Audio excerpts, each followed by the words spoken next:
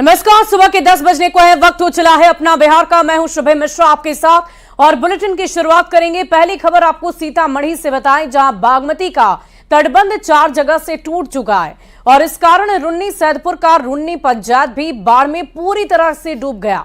हजारों की आबादी वाले रुन्नी पंचायत के लोगों का आरोप है कि बाढ़ आने के पहले उन्हें अलर्ट भी नहीं किया गया। फिलहाल बाढ़ पीड़ितों ने हाईवे पर अपना शरण स्थल बना लिया है। बाढ़ की विभीषिका के बीच लोगों के हालात का जायजा लिया न्यूज़ 18 संवाददाता संजय कुमार ने। में बागमती का तटबंध 4 जगहों पर टूटा है और इसका सीधा असर यहाँ की बड़ी आबादी पर पड़ा है। और ये तस्वीर हम आपको दिखा रहे हैं रूनी सैदपुर प्रखंड के रूनी पंचायत की। देखिए, घर की तस्वीर हम आपको दिखा रहे हैं। लोग विस्थापित हो गए हैं और किस तरीके से कमर भर पानी जो है वो घर में घुसा है। काफी संख्या में महिलाएं जो है वो यहाँ से पलायन कर गई हैं और वाकई में जिस तरीके से 4 जगहों पर, हालांकि जिला प्रशासन का ये कहना है कि इस बार बागमती में सबसे ज्यादा पानी आया। सब डूब गया आपका? हाँ, सब डूब गए, सब डूब गए। घर द्वार में के सब टरंग उरंग बर्तन बासन कुछ न निकले, सब दह गए। अचानक से पानी आ गया? हाँ, अचानक से। इसके पहले बाढ़ देखी थी? नहीं देखी थी। कितने साल से रह रही हैं? कितना दिन से अलग है, कितना दिन पड़ल है? बहुत दिन पड़ा है। हाँ, बहुत दिन पड़ल है। आपका क्या क्या बचा है? वो सब सामान दह गए, सामान सब दह गए, सब पानी घर में घुसल है। तो कहाँ रह रही हैं अभी? सब रोड पर। रोड पर? हाँ, रोड पर बकरी उकरी सब लेकर। अच्छा, क्या मिला है प्रशासन की तरफ से? अभी कुछ न मिलल। कल बाढ़ का पानी आया तो कुछ नहीं मिला? कुछ न मिला। सही बताइए। हाँ, कुछ न मिला। ये बताइए, बाढ़ का पानी अचानक आया या आप लोग को पहले से अचानक आया? अचानक आया, जो कि हम लोग बहुत सामान ऐसा है कि निकाल पाए नहीं पाए। सिर्फ खाना खाने के लिए जो बर्तन है वही जब तक लेके भागे जब तक 1 घंटा में पानी यहाँ पहुँचा है। पहले से अलर्ट नहीं किया गया था कि नहीं, कुछ नहीं। यहाँ थाना पर चाहे ब्लॉक का स्टाफ कुछ नहीं बोला, सब बांध पर जाके ठहरा थे। यहाँ जबकि जाना है ना इसी रोड से है, कोई कुछ नहीं बोला कि सामान निकाल लीजिए चाहे रोड पर साइड हो जाए। अलर्ट नहीं किया गया। सिर्फ जब देखे हम लोग पानी घुस रहा है तब हम लोग रोड पर भागे। कि प्रशासन के लोग पहुंचे कि नहीं अब तक आपके पास? नहीं, कहाँ पहुँचे? सही बात बताइए। नहीं, प्रशासन पहुँचे? नहीं पहुँचे? नहीं पहुँचे। राहत सामग्री कुछ मिली है? अभी कुछ नहीं मिला है। अभी कुछ मिला ही नहीं है। जरूरत है? जरूरत तो है ना, जरूरत तो ही है। पन्नी नहीं, टांगने के लिए पन्नी भी नहीं है, न खाने उने के लिए कुछ भी नहीं है। जिला प्रशासन के लोग अगर सुन पा रहे हैं, क्या नाम है? मिंटू पासवान समेत कई लोग हैं जो बता रहे हैं कि अब तक कुछ मिला नहीं है। एक पॉलीथीन सीट तक नहीं मिली है और राहत सामग्री में खाने पीने का सामान जो है वो इन तक नहीं पहुंचा है। लोगों की झुग्गी झोपड़ी जो है वो पूरी तरीके से डूब गई है। तो ऐसे में जिम्मेवारी प्रशासन की है, वो लोगों की मदद के लिए आगे आए, क्योंकि लोग उन्हीं की उम्मीद के सहारे अब भी यहाँ टिके हुए हैं। कैमरा पर्सन मनीष जुनेजा के साथ संजय कुमार, न्यूज़ 18 रूनी पंचायत, सीतामढ़ी। और इस पूरी खबर की अधिक जानकारी के साथ संवाददाता संजय हमारे साथ ग्राउंड जीरो से जुड़े हुए हैं। सीतामढ़ी की तस्वीरें लाइव आप तक लगातार पहुंचा रहे हैं। एक बार फिर से वो तस्वीरें हम देखना चाहेंगे संजय के माध्यम से। संजय, इस वक्त कहां पर आपकी मौजूदगी है, क्या तस्वीरें आप देख पा रहे हैं?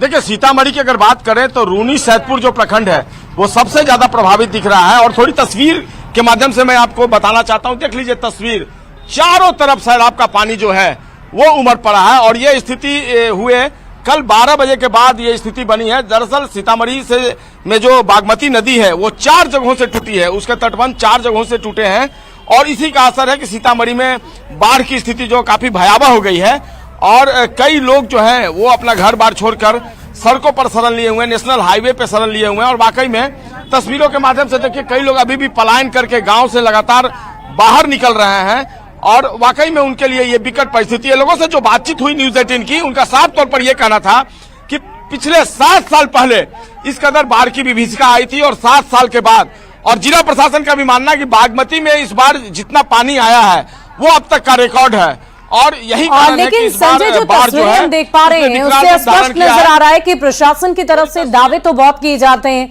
लेकिन वो दावे धरातल पर नजर नहीं आते हैं। ये लोग सभी कमर भर पानी में घुसकर आर पार हो रहे हैं, सड़कों तक जा रहे हैं, नाव तक की व्यवस्था नहीं, अलर्ट भी नहीं किया गया। क्या तैयारियां प्रशासन की तरफ से की गई है? देखिए, बिल्कुल, और एक तस्वीर हम दिखाना चाहेंगे किस कदर लोग गांव से निकल रहे हैं, यानी पलायन लगातार जारी है और राहत सामग्री के नाम पर जब इनसे बातचीत की गई तो इनका कहना कि अब तक कुछ नहीं मिला है इन्हें। और वाकई में 24 घंटे होने को आए, छोटे छोटे बच्चे, ये देखिए ये छोटे छोटे बच्चे हैं, इनके लिए भी कुछ करने की जरूरत है। एक पॉलीथीन शीट तक अगर इनको नहीं मिल पाई है तो निश्चित तौर पर प्रशासन को अपनी जिम्मेवारी निभानी चाहिए। ये अप्रत्याशित जरूर मानते हैं, लेकिन अगर अप्रत्याशित मानते हैं तो उनको अलर्ट मोड पे रहना चाहिए। एक और बात है कि जो तटबंध टूटा है उसको लेकर भी लोग लगातार आरोप लगा रहे हैं। बैरगनिया का तटबंध तो बचा लिया गया, लेकिन बाकी जो तटबंध है, वो ताजपुर का जो तटबंध है वो टूटा है, उसको लेकर लगातार लोग आरोप लगा रहे हैं कि प्रशासनिक लापरवाही की वजह से ये टूटा। और देखिए एक अपने सहारे पॉलीथीन सीट इन लोगों ने रखा है, चूल्हा आया है, सब चीज सारा सामान आया है। बताइए ये कैसे निकाल पाएंगे सामान आप लोग?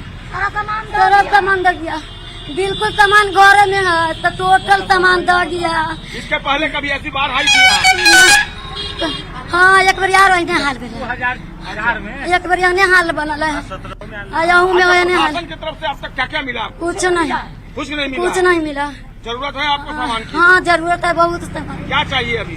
सामान के खाने बगैर मर रहा है सर। अच्छा, खाने का भी कुछ नहीं मिला? कुछ नहीं मिला, सीधा समरता बूती को घूमे पानी में डूब गया, कल गैस लेके भागे हैं, खाली गैस। वाकई में लोग जो है वो परेशान है। तो ऐसे में काफी संख्या में नेशनल हाईवे पे लोगों ने वाकई संजय, हम लोगों की परेशानियों को सुन पा रहे हैं और ये विडंबना की बात है कि हर वर्ष इस तरह के दंश को पूरा बिहार झेलता है, बावजूद तैयारियां युद्ध स्तर पर नहीं की जाती। दरभंगा से हमारे साथ संवाददाता रवि एस नारायण भी लाइव जुड़ चुके हैं, वहां की तस्वीरें भी देखना चाहेंगे। रवि, क्या कुछ तस्वीरें दरभंगा की आप दिखा पा रहे हैं? वहां भी तीरथपुर प्रखंड के बांध टूटने के बाद बाढ़ का कहर लगातार नजर आ रहा है। देखिए, यहाँ पे जो तस्वीर है बिल्कुल चौंकाने वाली है। अभी ठीक से 2 मिनट पहले तक यहाँ पे मारा मारी की स्थिति थी। आपको बता दें कि ये जो ट्रक, आपको जो मिनी ट्रक आप देख रहे हैं, वो दो ट्रक में जो यहाँ पे प्रभावित उनको बांटने के लिए। लेकिन यहाँ पे थोड़ी देर में हम आपको तस्वीरें भी दिखाएंगे एक्सक्लूसिवली कि कैसे यहाँ पे पॉलिथीन की लूट होती है। जो गरीब है, जो लोग हैं, जिनके पास जितनी ज्यादा ताकत है, वो उतना जो पॉलिथीन शीट जो है वो 4-5 पास ले जा रहा है। लेकिन यहाँ पे एक भी प्रशासन जो है नहीं दिखाई पड़ रहा है। स्थिति क्या आपको एक पॉलिथीन शीट एक भी नहीं मिला है? हमारा एक भी नहीं मिला है। पूरा घर में पानी है, हाथ से छीन लड़का या ठेल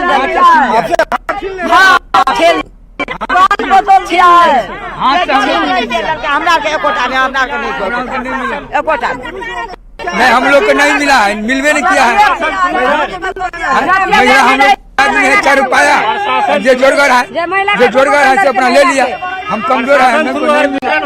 आदमी नहीं है तो एक पानी नहीं मिला है, जिसको आदमी 4-4 पॉलिथीन ले गए।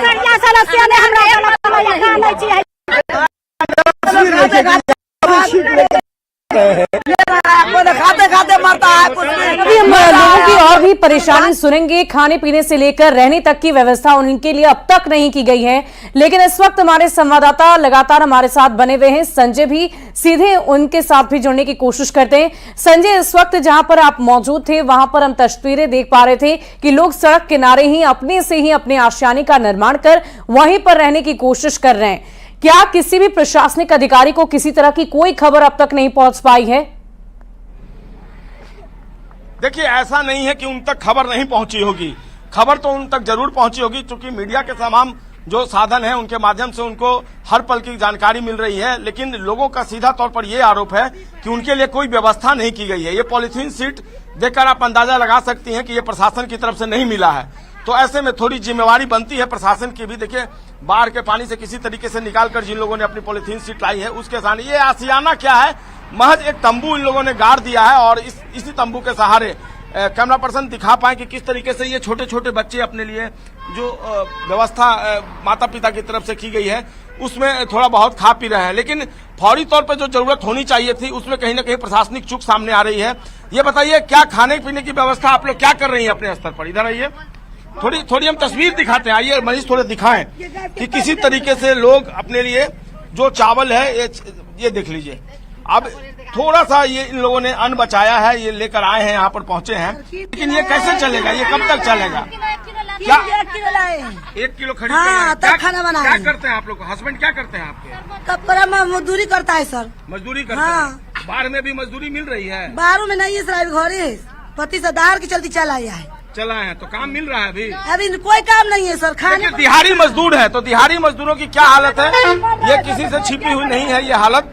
और ऐसे में 1 किलो चावल खरीदकर पूरा परिवार कैसे खाएगा ये बखूबी समझा जा सकता है। जिला प्रशासन ने कई इलाकों में अपने स्तर पर खिचड़ी की व्यवस्था कल जरूर की थी, लेकिन अब वो व्यवस्था फिलहाल देखने को नहीं मिल रही है। ऐसे में अब तक उनकी बात अगर न्यूज 18 के माध्यम से जो पीड़ित है उनकी पहुंच रही होगी तो उन्हें जरूर इंतजामात के लिए पहल जो है वो करनी चाहिए। लेकिन पलायन की तस्वीर जो है वो लगातार जारी है। कैमरा पर्सन दिखा पाए, लोग लगातार गांव से आ रहे हैं और ये जो नेशनल हाईवे है यही उनके लिए एक शरण स्थली बनी है, एक शेल्टर बना है। लेकिन सवाल यही है कि ये कब तक, और अगर आपने व्यवस्था नहीं की तो निश्चित तौर पर आने वाले दिन इनके लिए काफी मुश्किलात के दौर से गुजरेंगे। तो ऐसे में जिला प्रशासन को भी अपनी तरफ से इनके लिए व्यवस्था जरूर करनी चाहिए। और वाकई संजय, जो तस्वीरें हम देख पा रहे हैं वो बहुत ही विकट परिस्थिति नजर आ रही है, क्योंकि भले ही प्रशासन की तरफ से लाख दावे किए जाते रहे हों, जगह जगह पर कहीं कहीं कम्युनिटी किचन की भी शुरुआत की गई है, लेकिन अभी जो न्यूज 18 के कैमरे के माध्यम से, आपके कैमरे के माध्यम से सरकार तक ये आवाज हम पहुंचाना चाह रहे हैं, ये तस्वीरें पहुंचाना चाह रहे हैं, ताकि वो भी देखकर समझ सके कि लोगों की परेशानी किस कदर बढ़ चुकी है। लोग सड़कों पर रहने को विवश हो गए हैं। इसके अलावा संजय, हम आपसे ये भी जानना चाहेंगे कि बहुत सारे लोगों की तस्वीरें लगातार आप पहुंचा रहे हैं कि वो पलायन कर रहे हैं, गांव से बाहर निकल के सड़कों पर आ रहे हैं। सड़क पर क्या इतनी व्यवस्था हो सकती है? जाहिर सी बात है, जो तस्वीरें हमने आपके माध्यम से देखी है वो बहुत ही विकट नजर आ रही है। सड़क पर भी रहने की कोई मुकम्मल व्यवस्था नहीं की गई है। ऐसे में क्या कोई आसपास किसी तरह का कोई कैंप नहीं लगा है? देखिए, सड़क पर रहने को लेकर अगर बात करें तो उसका एक अपना रिस्क है। ये जो सड़क आप देख रहे हैं ये नेशनल हाईवे है जो मुजफ्फरपुर को सीतामढ़ी से जोड़ता है। ये नेशनल हाईवे है और यहाँ पर कितनी छोटी सड़क है और बिल्कुल बगल में ये आप देखिए इन लोगों ने अपना शेल्टर बनाया है और दूर दूर तक आपको तस्वीरों में केवल शेल्टर की तस्वीरें दिख रही है। देखिए, कोई 1-2 तंबू नहीं है, सैकड़ों की संख्या में नेशनल हाईवे पे इसी तरीके से तंबू मिलेंगे। और ये थोड़ा समझिए कि अगर ये नेशनल हाईवे नहीं होता तो ये बेचारे गरीब आखिर कहाँ जाते जी? क्यों नहीं इनके लिए व्यवस्था की गई, क्यों नहीं इनके लिए इंतजामात किए गए? क्या प्रशासन को इस बात की भनक नहीं थी कि जो तटबंध है वो टूटेगा, या फिर केवल तटबंध टूटने के बहाने आप अपनी जिम्मेवारियों से बच रहे हैं? बड़ा सवाल यही है। तो ऐसे में नेशनल हाईवे पर किस तरह की व्यवस्था आपने पहले से नहीं की? क्या आपको इस बात का इतला नहीं करना चाहिए था? लोगों ने ये भी शिकायत की है कि इनको बताया तक नहीं गया, अलर्ट नहीं किया गया कि आप जो है सुरक्षित स्थानों पर। वाकई संजय, ये विडंबना की बात है। हर वर्ष बिहार इस बाढ़ के दंश को झेलता है, हर वर्ष इस तरह की तस्वीरें आती है, सरकार हर वर्ष दावे करती है, लेकिन धरातल से जो तस्वीरें सामने आती है, ग्राउंड जीरो से जो आपके कैमरे के माध्यम से तस्वीरें हम देख पा रहे हैं, वो बहुत ही विकट परिस्थिति नजर आ रही है। लोगों के सामने जिंदगी बहुत ही मुश्किल नजर आ रही है। बेबस होकर लोग अपनी जिंदगी को जीने की कोशिश कर रहे हैं। आपका बहुत बहुत शुक्रिया इन तस्वीरों को हम तक पहुंचाने के लिए। बढ़ते आगे, पटना से बड़ी खबर आ रही है। सीएम नीतीश आज करेंगे एरियल सर्वे, बाढ़ प्रभावित इलाकों का जायजा लेंगे। कोसी गंडक गंगा से प्रभावित इलाकों का सर्वे उनकी तरफ से किया जाएगा। जल संसाधन मंत्री विजय चौधरी भी उनके साथ होंगे। इस वक्त की बड़ी खबर आपको बता रहे हैं पटना से। बिहार के मुख्यमंत्री नीतीश कुमार आज एरियल सर्वे पर निकलेंगे और एरियल सर्वे के दौरान वो बाढ़ प्रभावित इलाकों का जायजा लेंगे। खासकर उन जिलों का जायजा लिया जाएगा जो बाढ़ से काफी ज्यादा प्रभावित है। आपको बता दें कि कुल मिलाकर बिहार में 13 मुख्य ऐसे जिले हैं जो इस वक्त बाढ़ की जद में हैं। कोसी गंडक गंगा से प्रभावित इलाकों का सर्वे उनकी तरफ से किया जाएगा और साथ में उनके जल संसाधन मंत्री विजय चौधरी भी होंगे। इसकी भी जानकारी सामने आ रही है। और बिहार के स्वास्थ्य सचिव प्रत्यय अमृत सहित राज्य के आला अधिकारी ने सोमवार की शाम बाढ़ प्रभावित इलाकों का जायजा लिया। दरभंगा में बाढ़ का हवाई सर्वेक्षण किया गया है। जिले के किरतपुर, घनश्यामपुर, कुशेश्वर स्थान, पूर्वी और पश्चिमी और बिरौल प्रखंड का हवाई सर्वेक्षण हुआ। जिला प्रशासन की तरफ से ये वीडियो जारी किया गया है। ये ड्रोन शॉट देखकर आप समझ सकते हैं कि पूरा बिहार इस वक्त बाढ़ की चपेट में है। जहां तक भी आपकी नजर जाएगी सिर्फ और सिर्फ पानी का सैलाब ही नजर आएगा, पानी ही पानी नजर आएगा। और ये अधिकारी हैं जो हेलीकॉप्टर में बैठे हैं और एक एक जगह का हवाई सर्वेक्षण कर अधिकारियों को निर्देश भी दिए जा रहे हैं कि किस तरह से उन्हें तैयारी करनी है, लोगों तक मदद कैसे पहुंचानी है। ये तस्वीरें देखकर आप अंदाजा लगाइए कि इस वक्त पूरा बिहार डूबा हुआ है। गंगा, कोसी, गंडक के नदियों का रौद्र रूप देखने को मिला और इसी वजह से पूरा बिहार पानी की जद में है।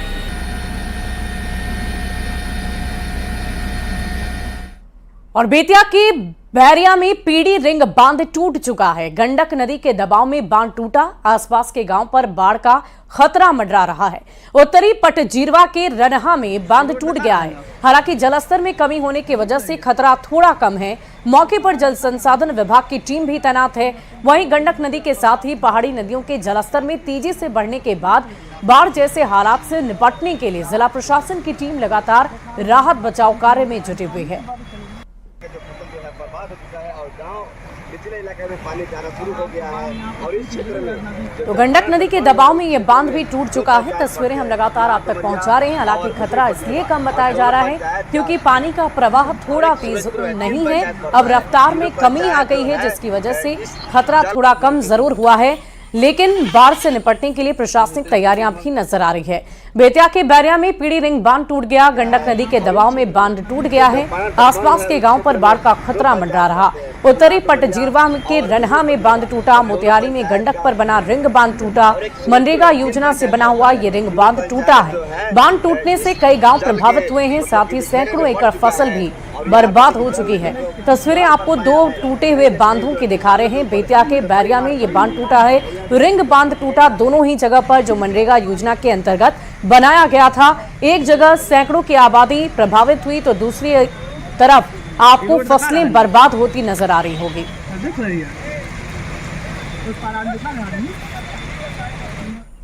और जल संसाधन विभाग की अगर माने तो इस बार अब तक 7 जगह पर तटबंध टूट चुका है।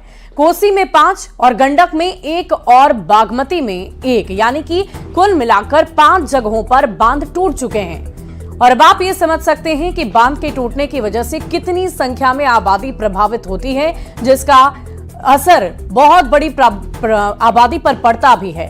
अब ये भी जान लेते हैं कि आखिर ये तटबंध टूटा कहां पर है। तो सबसे पहले दरभंगा में करतारपुर के पास कोसी तटबंध का बांध टूट गया है। इसके अलावा सीतामढ़ी में रुन्नी सैदपुर के पास बागमती का तटबंध टूटा है। दूसरा बांध टूटने की खबर हम आपको बता रहे हैं। और तीसरी खबर आई सीतामढ़ी से, जहां मदकौल गांव के पास बागमती नदी का बांध टूट गया।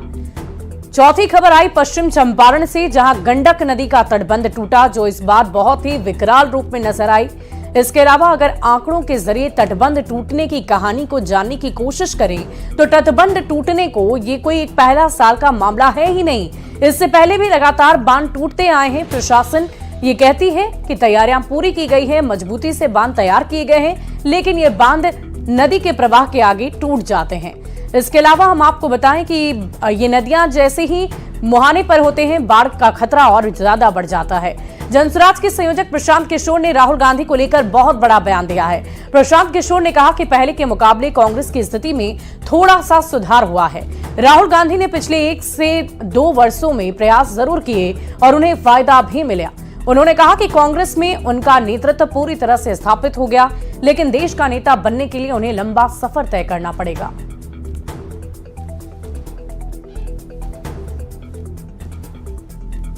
दशा या दुर्दशा थी, उसमें थोड़ा सुधार हुआ है। अगर आपके 50-55 एमपी थे वो बढ़कर 100 हो गए तो निश्चित तौर पर आपकी ताकत बढ़ी है। और जो पिछले 1.5-2 साल से राहुल गांधी ने अपने तरीके से जो प्रयास किया है उसका भी उनको फायदा मिला है। और इसका फायदा ये है कि कांग्रेस में उनका नेतृत्व अब पूरी तरीके से स्टैब्लिश्ड है। लेकिन राहुल गांधी कांग्रेस के लीडर स्टैब्लिश हो गए हैं, देश के लीडर अभी नहीं हुए हैं, क्योंकि उन्हीं के पार्टी की उनकी जो दादी थी इंदिरा जी की जब जीवन में सबसे बड़ी हार हुई 1977 में, तो मुझे लगता है कांग्रेस को उस समय 154 सीट कांग्रेस पार्टी को मिली थी। तो इंदिरा जी के जीवन की सबसे बड़ी हार में कांग्रेस को 154 सीट मिला था। और राहुल गांधी के जीवन की सबसे बड़ी जीत जो है, जिसको बताया जा रहा है सबसे बड़ी जीत, उसमें कांग्रेस को 99 सीट मिला है। तो ये फर्क है, ये दिखाता है कि देश के नेता के तौर पर उभरने के लिए अभी भी राहुल गांधी को एक लंबा फासला तय करना है। क्या अपील करेंगे 2 तारीख? और फिलहाल इस बुलेटिन में अभी के लिए बस इतना ही, लेकिन न्यूज़ 18 बिहार झारखंड पर खबरों का सिलसिला लगातार जारी है।